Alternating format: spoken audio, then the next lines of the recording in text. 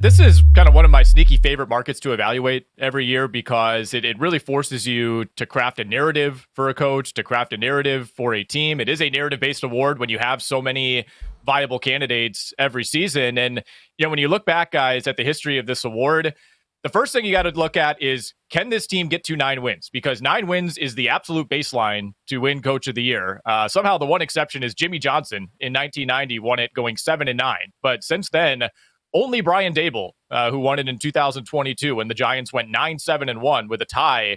He's the only other coach to not get to at least 10 wins and win Coach of the Year. So you look at some of the kind of juicy names on this list. Aaron Glenn 15-1, Pete Carroll 15-1, Dave Canales 16-1. You could see the path for all of those guys, but do I see the Jets getting to 10 wins? Do I see the Raiders getting to 10 wins? Do I see Carolina getting to 10 wins? I'm not sure I do. So I'm looking for a coach who maybe has higher upside with his team this season. And Ben Johnson and Liam Coen are the two names that come to mind. And I think the Bears are probably a better overall roster than the Jaguars, but I think Liam Coen in Jacksonville maybe has an easier path to getting to 10 wins. Now, as a Jaguars fan, I'm not optimistic that happens, but you could certainly see them, running through some of those bad teams in the AFC South. Maybe you split with Houston. You got an easier schedule in Jacksonville. So I think Liam Coen makes sense. And then another one real quickly, guys, I mentioned this in the VSiN betting guide, which is available now.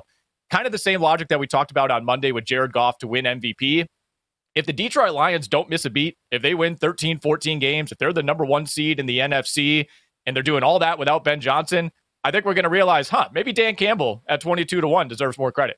Yeah, I like that, Nick, and I think that 9-win mark is usually what I look for. Cleve TA does a great write-up, I think, on this market every single offseason as well. It's something you're going to want to check out with his guide coming out later this summer. Vrabel, Ben Johnson, I think for the rightful favorites because there are high expectations for those teams. They hit that win mark that you mentioned, Nick, but also you're looking for that improvement, right? That 3-4 win improvement from what they did a year ago. I honestly, I'd look further down the board. I think Jonathan Gannon jumps out to me. Could the Cardinals take that next step forward?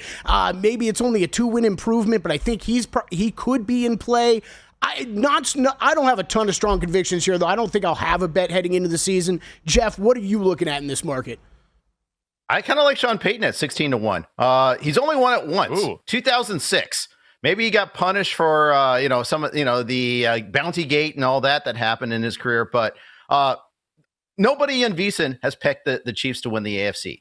That at least assumes that some people are picking the Chiefs not to win the AFC West. We'll talk about that later. But if the Broncos are the team to unseat the Chiefs in the AFC West, what a narrative. I think so. That's one at 16-1. I kind of like. I also kind of like Aaron Glenn. I would also say pay attention to coaches in their first year with the team. 4 of the last 10 have been that. Sean McVay, Matt Nagy, Kevin Stefanski, and Brian Daboll.